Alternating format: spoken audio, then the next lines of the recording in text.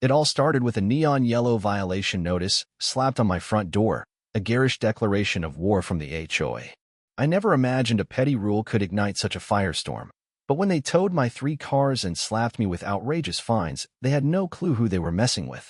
Picture their shock when they learned the towing company they'd weaponized against me was mine. How far would you go to fight a power-hungry HO trying to rob you blind?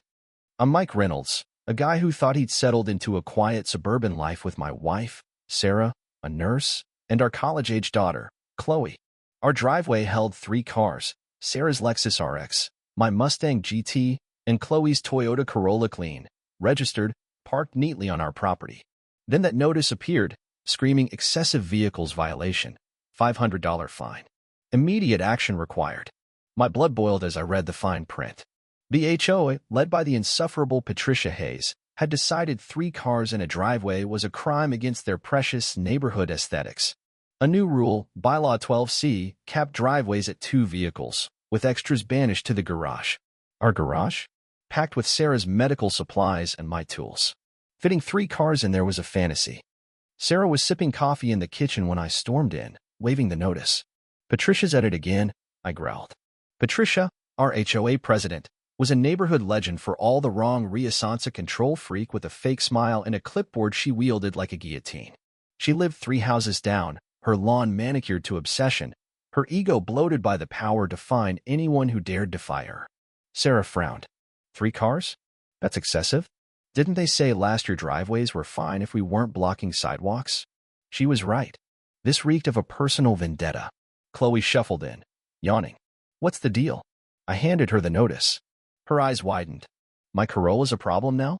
"Seriously." I grabbed my keys. "I'm handling this." The HOA office, a shrine to bureaucratic nonsense with framed bylaws on the walls, was Patricia's kingdom. She sat behind her desk, typing with the smugness of a dictator. "Mr. Reynolds," she cooed, her smile dripping venom. "Hear about the violation, I presume?" I slapped the notice down. 3 cars in my driveway, same as always.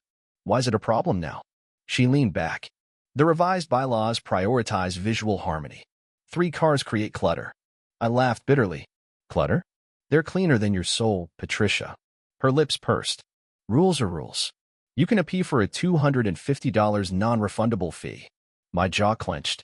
So, a $500 fine for nothing, and I paid a bag? You're joking. She wasn't. Unpaid fines double in 7 days. Non-compliance means towing at your expense. I leaned in, voice low. Who voted for this rule, Patricia? You and your cronies. She didn't answer. I smirked. Thought so. I'm not paying. She slid a document across the desk. Then expect consequences. I pocketed the notice and walked out, my mind racing. If Patricia wanted a fight, she'd get one. I just didn't tell her I was holding an ace. The next morning, I stepped outside to an empty driveway. My Mustang, Sarah's Lexus, Chloe's Corolla gone. My heart sank, then burned. Patricia had actually done it. She'd towed my cars. Before I could explode, my phone rang. "Yo, boss," said Jake, my dispatcher at the towing company I owned. "You got a Mustang, a Lexus, and a Corolla, right?" I blinked. "Yeah, why?" He laughed. "We just towed him. Some HOA paid up front, said they were unauthorized." I nearly dropped the phone. The HOA had used my company to tow my cars. A grin spread across my face. "You're saying Patricia paid us to haul my cars to my lot?" Jake chuckled. "Yup. Want us to process the impound?" "No," I said, my voice sharp with glee. "Hold them. I'll be there." I played it cool, letting Patricia think I was panicking. That evening, I strolled into my impound lot, signed some papers, and drove my cars home free. But I wasn't done. I called Jake. "Next time the HOA calls, accept the job. Send the cars to a reserved lot, no fees. Keep it quiet." He cackled. "This is going to be epic." And so the game began. I parked all 3 cars back in the driveway, washing my Mustang in full view of Patricia's house. She watched from her window, clutching her clipboard like a lifeline. By noon, the cars were gone again. Towed. I let her think she'd won. The next morning, they were back. She towed them 3 more times, each job funneling money into my pocket. Patricia was unraveling, staring at my driveway like it was cursed. On day 4, I upped the ante. I had Jake tow my Mustang before the HOA could, then watched Patricia scream at the driver, who shrugged. "No order for it, ma'am." Must have been moved legally. I stepped outside, coffee in hand. Everything okay, Patricia? Her eyes blazed. Where's your Mustang? I sipped slowly. Huh. Must have gone for a spin. Her face turned purple. This isn't over. Oh, but it was getting there. After a week of this, Patricia called an emergency HOA meeting. I sauntered in late, the room tense. She was mid-rant, pointing at photos of my driveway like it was a crime scene. This defiance undermines our community, she shrieked. I smirked. Parking's a crime now. She spun on me. Your cars keep returning. Explain. I pulled out my company's invoices and tossed them on the table. Funny thing, Patricia. The towing company you've been bleeding dry? I own it. The room gasped. Her face drained of color. Every tow, every fine, you've been paying me. Someone laughed.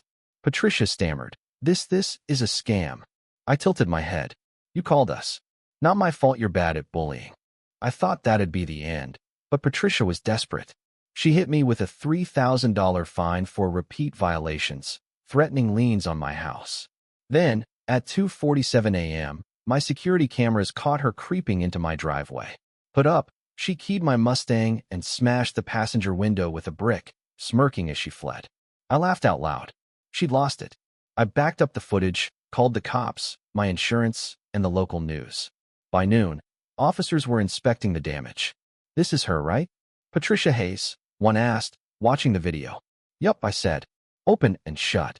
The news crew arrived as Patricia stormed over, red-faced. You're exaggerating, she snapped. The reporter didn't flinch. Ma'am, is this you on the footage? She froze, trapped. Neighbors gathered, murmuring. Old Mrs. Carter, fined last year for her mailbox color, cackled. Looks like Patricia's the real problem. The cops cuffed her right there, cameras rolling. She screamed, "This is ridiculous," but the neighborhood cheered as she was hauled away. I wasn't done.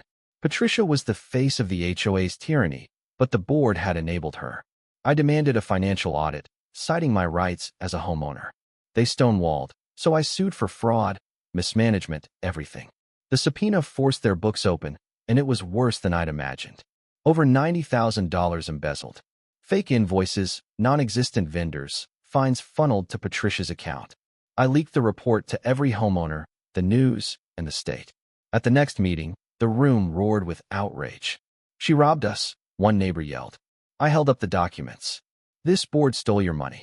They're done. The vote was unanimous. The board was ousted. The lawsuits crushed them. Patricia's defense blaming clerical errors collapsed when the vandalism footage played in court. She sold her house at a loss, thanks to me chatting up buyers about her crimes. She slunk away in a U-Haul at midnight. I stood on my porch, beer in hand, my 3 cars gleaming in the driveway. The HOA was dead, the neighborhood free, and I'd won. Justice? Hell yeah. And I'd do it all again.